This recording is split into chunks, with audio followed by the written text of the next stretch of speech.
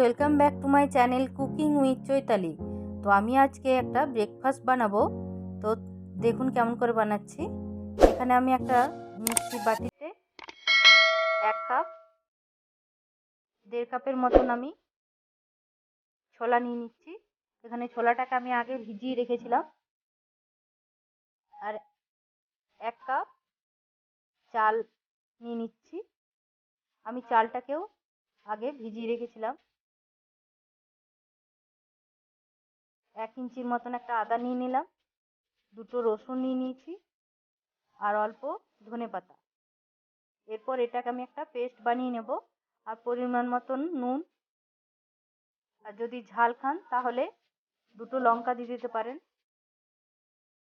অল্প পরিমাণে জল দিয়ে আমি এটাকে একটা পেস্ট বানিয়ে নেব। আমার পেস্ট বানানো হয়ে গেছে। দেখুন পেস্টটা বেশ মসৃণ একটা পেস্ট বানিয়ে নিয়েছি।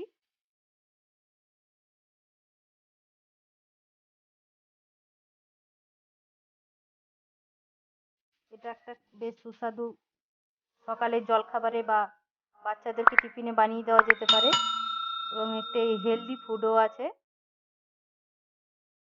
আমি একটু জল দিয়ে এটাকে ভালো করে মিশিয়ে নিচ্ছি। এটা ব্যাটারটা খুব পাতলাও হবে না, আবার খুব ঘনও হবে না।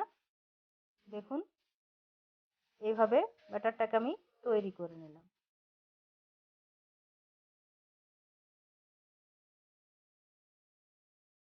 এরপর আমি প্যান বসিয়ে দিয়েছি গরমে।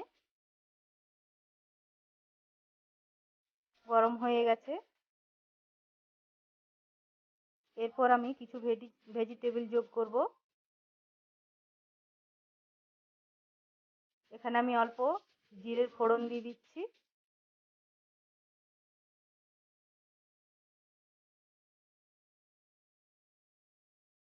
জিরের ফোড়নটা হালকা ব্রাউন কালার হয়ে গেছে। এরপর আমি যে ভেজিটেবলগুলো ইউজ করছি, এখানে আমি নিয়ে নিয়েছি কিছুটা গাজর কেটে রেখেছি, কিছুটা আলুকে গ্রেট করে রেখেছি, কিছুটা ধনেপাতা, লঙ্কা কুচানো, পেঁয়াজ কুচানো। আমি গাজরটাকে তেলের মধ্যে প্রথমে দিয়ে দিলাম। এখানে আরও কিছু যদি বাড়িতে থাকে ভেজিটেবল আপনারা দিয়ে দিতে পারেন। একটা গোটা পেঁয়াজকে আমি কুচিয়ে রেখেছিলাম, পেঁয়াজ কুচানোটাকেও দিয়ে দিলাম। আমি একটা আলুকে গ্রেটার দিয়ে গ্রেট করে রেখেছিলাম, আলুটাকেও দিয়ে দিলাম। 3-4টে কাঁচা লঙ্কা কুচিয়ে রেখেছিলাম। এটা অপশনাল, যদি ঝাল খান তাহলে দেবেন, আর না হলে স্কিপ করে দেবেন। আর এখানে 3-4টে আমি রসুন কুচিয়ে রেখেছিলাম।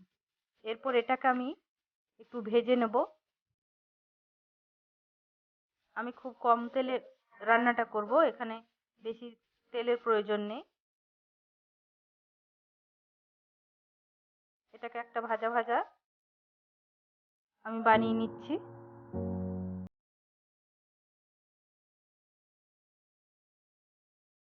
এরপর এখানে আমি পরিমাণ মতন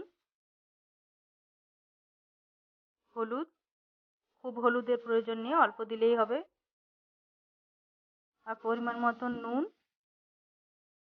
এটাকে দিয়ে আমি ভালো করে নেড়ে নিচ্ছি এবং একটা ভাজা ভাজা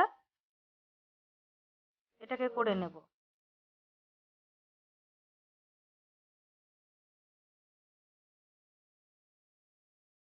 সকালে জলখাবারেও খেতে পারেন, বাচ্চাদেরকে টিফিনেও বানিয়ে দিতে পারেন। খেতেও খুব ভালো হয় এবং পেটও অনেকক্ষণ ভারী থাকে। দেখুন আমি কেমন করে বানিয়ে নিচ্ছি। আর ভেজিটেবলটা ভাজা হয়েই এসছে দেখুন।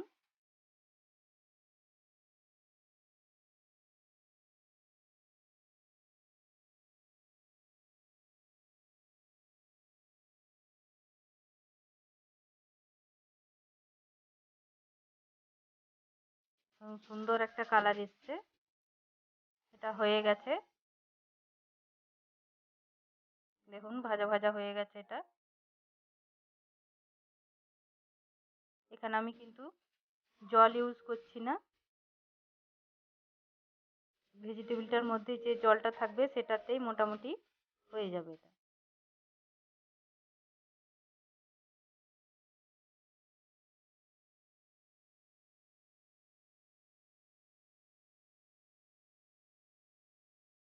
এবং তাড়াতাড়িও হয়ে যায়।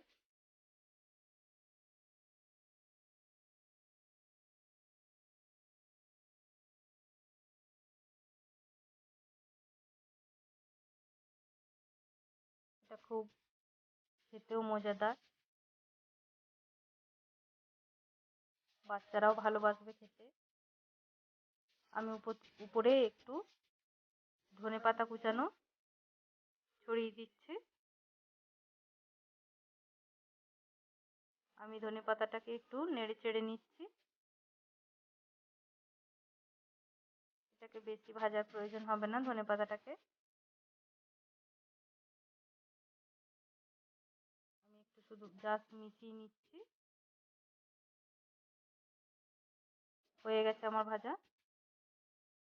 এরপর আমি একটা কড়াই নিয়ে নিয়েছি, কড়াইটা গরম হয়ে গেছে। আমি কড়াইটার মধ্যে একটু তেল ব্রাশ করে নিচ্ছি। এখানে তেলের বেশি প্রয়োজন হবে না, আমি জাস্ট একটু কড়াইয়ে তেলটা ব্রাশ করে নিচ্ছি। গরম হয়ে গেছে কড়াইটা।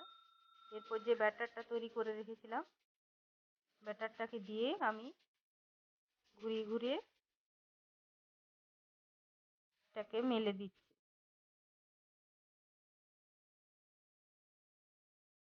আমরা যেভাবে ধোসা বানাই সেইভাবে আমি এটাকে বানিয়ে নিচ্ছি এবং খুব চটপট হয়ে যায়।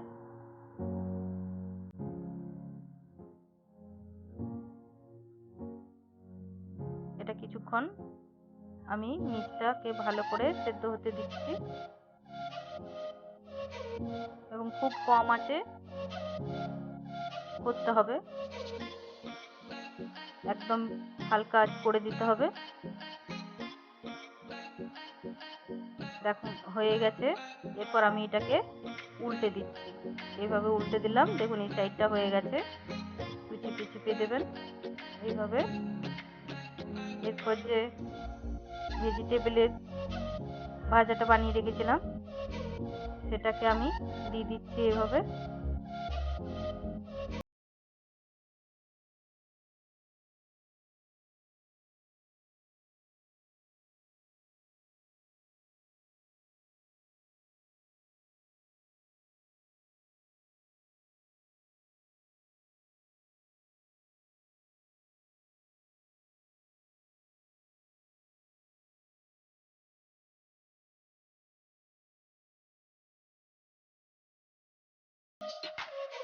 এরপর আমি এটাকে তুলে নেব একটা প্লেটের মধ্যে।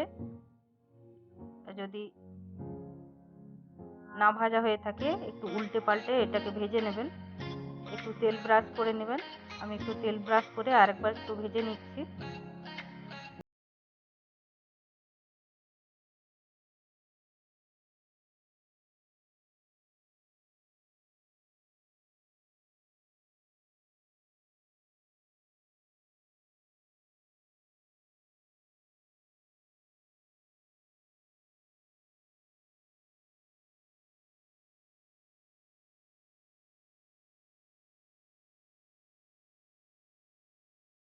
ভাজা হয়ে গেছে।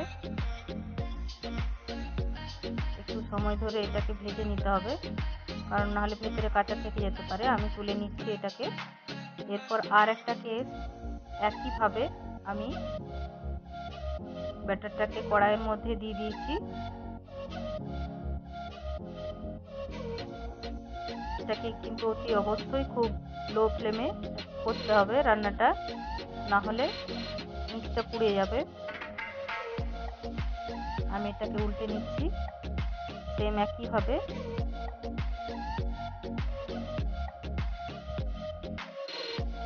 এরপর আবার পুরটাকে দিয়ে দিচ্ছি, ভেজিটেবলের পুরটাকে আমি দিয়ে দিচ্ছি। এখানে যারা ডিম পছন্দ করেন একটু ডিম সেদ্ধ করেও দিয়ে দিতে পারেন কুচি কুচি করে, বা যারা পনির খেতে পছন্দ করেন তারা পনিরও দিতে পারেন বা চিকেনের কিমাও দিতে পারেন। আমি এইভাবে মুড়ে নিচ্ছি, এরপর ভালো করে ভেজে নিতে হবে। একটু তেল ব্রাশ করে নেবেন, তেল ব্রাশ করে এটাকে, এখানে বেশি তেলের প্রয়োজন হয় না এবং এটা একটা বেশ হেলদি ফুড।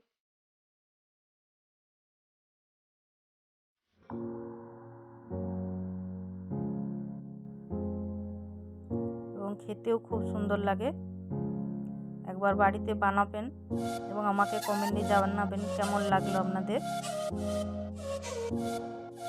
এটাও ভাজা হয়ে এসছে, এরপর আমি এটাকে প্লেটের মধ্যে আবার নামিয়ে নিচ্ছি। রেডি হয়ে গেছে, দেখুন দেখতে কত সুন্দর হয়েছে এবং খেতেও দারুণ লাগে।